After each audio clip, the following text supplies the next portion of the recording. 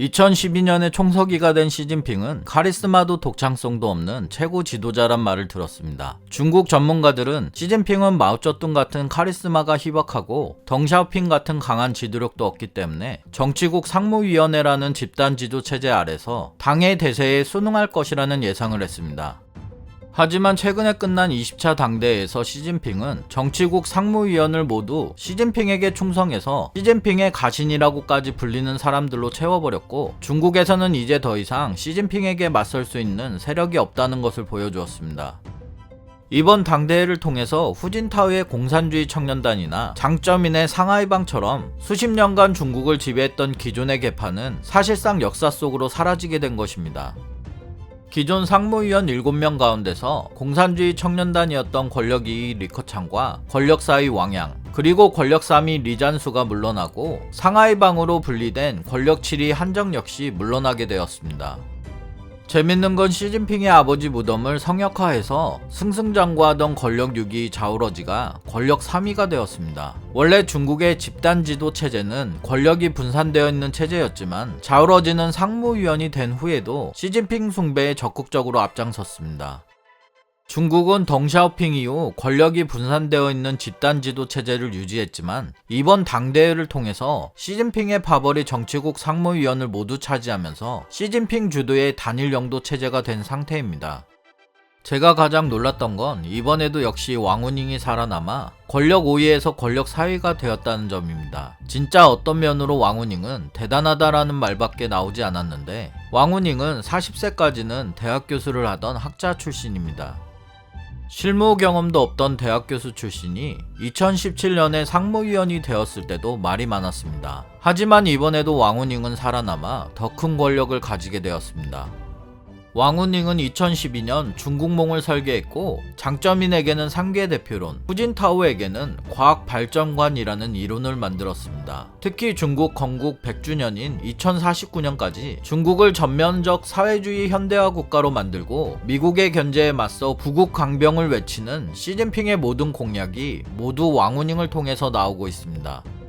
이번에 가장 놀라운 장면은 당연히 후진타오가 끌려나가는 장면이 아닐까 합니다. 잘 살펴보면 후진타오가 끌려나갈 때 권력 3위 리잔수는 마지막까지 후진타오에게 예를 다하려고 하는데 권력 5위 왕후닝이 말리는 장면이 있습니다. 저는 이 장면이 제일 흥미로웠는데, 이제 리잔수는 그야말로 지는 해이고 왕후닝은 앞으로도 그 권력이 강력하게 유지되니 이런 장면도 나오는 게 아닌가 싶습니다. 사실 최근에 중국의 상황은 너무 재밌고 극적으로 돌아가고 있습니다. 시진핑은 어떻게 이런 힘을 갖게 되었고 앞으로 중국은 어떻게 될 것인가, 시진핑이 어떻게 이런 권력을 가지게 되었고 무슨 생각을 하고 있는지에 대해 말씀드리려고 합니다. 중국은 마오쩌둥, 덩샤오핑, 장쩌민, 후진타오로 이어지고 있는데, 시진핑은 홍월다이들에게 우리는 5세대가 아니라 혁명세대 뒤를 이은 2세대이다 라는 말을 자주 했습니다. 이것은 시진핑과 홍월다이들이 덩샤오핑이 아니라 마오쩌둥의 후계자라고 생각한다는 뜻입니다. 시진핑의 말에는 덩샤오핑, 장쩌민, 후진타오를 건너뛰고 자신이야말로 마오쩌둥의 뒤를 잇는 중국의 지도자라는 의식이 담겨져 있습니다. 시진핑이 최고 지도자가 된 뒤 마오쩌둥을 의식한 듯한 행보와 발언을 되풀이하는 것도 이런 시진핑의 생각에서 비롯된 것입니다. 2014년에 시진핑은 군 고관들을 이끌고 쿠텐이라는 작은 마을을 방문했는데, 마오쩌둥이 지금과 같은 인민해방군 조직의 모체를 완성한 역사적인 장소였습니다. 시진핑은 이곳에서 군사회의를 열었고, 회의가 끝나자 마을에 세워진 마오쩌둥 동상을 찾아 몇 번이고 깊숙이 고개를 숙여 인사했습니다. 시진핑과 같이 마오쩌둥과 함께 혁명에 참가했던 홍월다이들은 덩샤오핑, 장쩌민, 후진타오를 비판하고 있습니다. 우리에게는 좀 어이없지만 홍월다이들의 생각을 통해 지금 시진핑이 왜 이런 말도 안 되는 정책을 하는지 조금 이해할 수 있습니다. 우리는 혁명의 피가 흐르는 지도자가 당과 국가를 이끌어야 한다고 생각한다. 우리의 부모들이 피땀 흘려 쌓아 올린 공산당 체제를 존망의 위기로 몰아놓은 장쩌민의 죄는 정말 무거운 것이다. 현역 시절과 상황 정치가 이어졌던 후진타오 집권기를 합친 그 시대는 중국의 잃어버린 20년이었다. 이 둘을 최고 지도자 자리에 세운 덩샤오핑 역시 책임을 면할 수 없다. 천안문 사태 이후 장쩌민을 베이징으로 불러들이고 그 후임으로 후진타오를 지명한 것은 다름 아닌 덩샤오핑이었는데 이때 덩샤오핑의 직위가 문제였다고 지적합니다. 덩샤오핑은 군사위 주석 자리를 꿰차고 있었지만 당내 서열은 평당원에 지나지 않았다. 국가 주석도 총서기도 아닌 평당원이 무소불위의 권력을 휘둘렀다는 것 자체가 공산당의 정통성을 훼손한다는 비판은 계속 이어져 왔다. 지금 같은 부정부패와 빈부격차, 환경오염은 덩샤오핑이 시작한 개혁개방 정책에서 비롯된 것이다. 그런 사람이 지명한 장쩌민에게 나라를 맡긴 것 자체가 잘못된 일이다. 시진핑은 덩샤오핑의 노선을 앞으로 조금씩 수정해 나갈 것이다. 시진핑이 지금 하고 있는 반부패 투쟁은 그 첫걸음이다. 참고로 덩샤오핑은 마오쩌둥이 후계자로 선택한 화거펑을 해임으로 몰아넣고 군사위 주석 자리까지 빼앗았는데 쿠데타에 가까운 시도였습니다. 어쨌든 중국 전문가들 사이에서는 시진핑이 장쩌민이나 후진타오보다 더 빨리 권력 기반을 구축했다는 평가가 나왔습니다.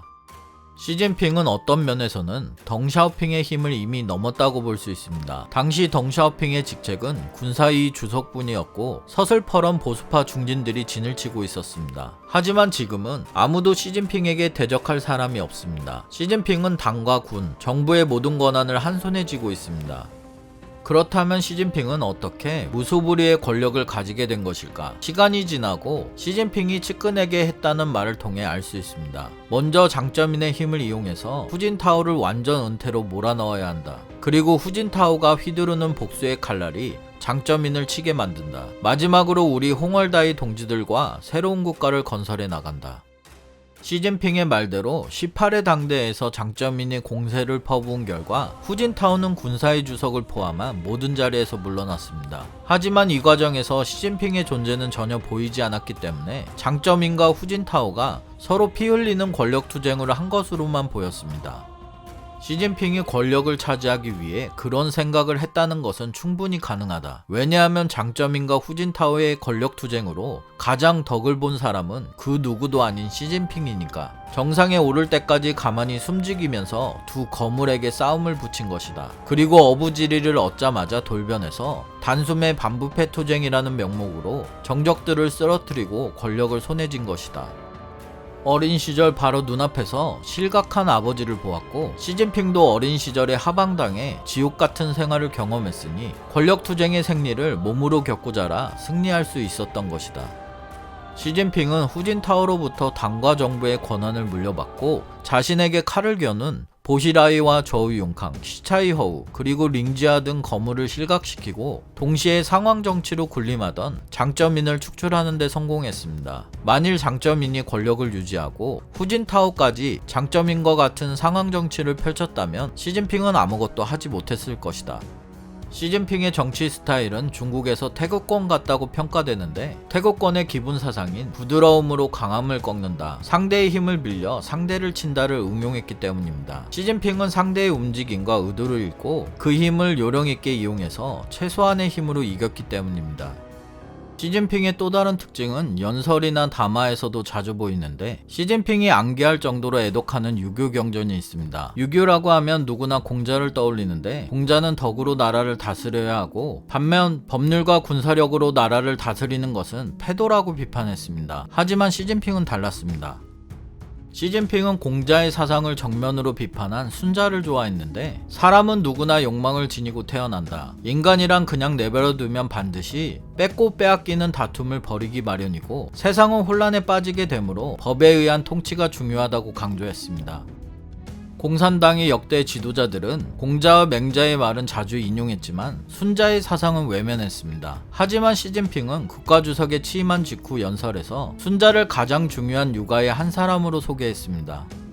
시진핑이 정적을 제거하고 권력을 잡기 위해 일으킨 반부패 투쟁은 사리사욕을 채우기에 급급한 관료들을 법으로 징계하고 나라를 바로 세우려는 순자 사상이 기본을 두었습니다. 시진핑이 최고 지도자가 되면서부터 내세운 중국몽에 나오는 강국도 순자가 지은 저술의 일부분이었습니다. 시진핑은 법을 완비하면 국가는 영원하다라고 말한 순자의 군주론에 따라 움직이고 있습니다. 시진핑이 법치에 집착하고 부패 관료 적발에 몰두한 이유가 자신의 정적을 제거하고 권력을 잡기 위한 이유도 당연히 있지만 지금 공산당이 처한 현실이 순자가 활동하던 무너져가던 전국시대 말기를 떠올리게 할 정도로 위태롭기 때문이기도 합니다. 시진핑은 후진타오가 10년에 걸쳐서도 이루지 못했던 위협을 달성했고 영원할 것 같았던 장점인의 상황 정치에도 종지부를 찍었습니다. 시진핑은 군 최고 지도자와 상무위원을 비리 혐의로 처벌하는 전대미문의 권력을 보여주며 누구도 넘볼 수 없는 강력한 권력 기반을 구축한 뒤 이번 20차 당대회에서 다시 한번 절대 권력을 보여주었습니다. 여기까지 보면 무슨 시진핑 위인전을 보는 것 같은 착각이 들 정도로 시진핑이 권력을 잡는 데는 탁월한 능력을 보여주었는데 과연 모든 것이 시진핑의 뜻대로 이루어질 수 있을까? 아이러니하게도 시진핑의 강한 권력이야말로 중국 정부의 최대 약점이라고 할 수 있습니다. 최고 지도자가 된 시진핑은 새로운 조직을 만든 후에 직접 각 조직의 수장을 맡았습니다. 당과 행정부 그리고 군을 횡단하는 새로운 조직 영도소조를 잇따라 설립하고 그 수장 자리에 직접 앉아 지금까지 흩어져 있던 권한을 한 손에 넣었습니다. 특히 시진핑은 사법과 무장경찰을 통합하는 정법위원회를 국가안전위원회 아래 두었습니다. 예전에 정법위원회 서기였던 저우융캉은 인민해방군에 필적하는 경찰과 무장경찰을 활용해서 때로는 총서기를 뛰어넘는 권력을 펼치기도 했기 때문입니다. 이런 막강한 정법위원회를 시진핑 발밑에 두면서 지금까지 독립왕국의 황제처럼 경찰과 재판소를 움직이던 정법위원회 서기의 권한도 큰 폭으로 제한했습니다. 지금까지 중국 공산당은 최고 지도자에게 만일의 사태가 발생하면 즉시 대리체제를 세울 수 있도록 정치국 상무위원회라고 하는 집단 지도 체제를 운영해왔습니다. 상무위원 전원이 각 분야의 책임을 담당함으로써 당 전체가 기능부전에 빠지는 위험을 방지한 것입니다. 게다가 집단 지도 체제는 마오쩌둥 같이 최고 지도자가 잘못된 정책 판단으로 당과 나라 전체를 위태롭게 만드는 것을 막기 위한 안전망 역할을 하고 있었습니다. 지금 중국에는 시진핑의 막강한 힘 앞에 이렇다 할 경쟁자 모습이나 반대 세력이 보이지 않습니다. 시진핑 개인의 사고와 행동이 그대로 공산당의 정책으로 만들어지고 있습니다. 베이징 대학교에서 발표한 통계에 따르면 중국 상위 1% 부유한 가정이 중국 전체의 자산 중 3분의 1을 보유하고 있고 최하층인 25%는 겨우 1%의 자산을 소유하고 있다고 하는데 끝을 모르고 확대되는 빈부격차에 중국인들의 불만은 이제 한계치에 도달했습니다. 그동안 고속 성장하면서 유지되었던 중국은 국민들에게 나누어줄 경제 성장의 과실이 적어지면 불만의 화살은 곧바로 정권을 향하게 되고 폭동이나 시위가 빈번히 발생해서 체제를 흔드는 사태로 발전할 수 있습니다. 지금까지 권력을 차지하는 일에 뛰어난 재능을 보였던 시진핑이 과연 혼자만의 능력으로 심각한 중국의 문제를 해결할 수 있을까? 이것에 대해 시진핑이 좋아하는 순자의 한 구절을 이용해보자면 군주는 배이며 백성은 물이다. 물은 배를 띄울 수도 있지만 뒤집을 수도 있다. 다음 영상도 재밌게 만들겠습니다. 구독 부탁드립니다.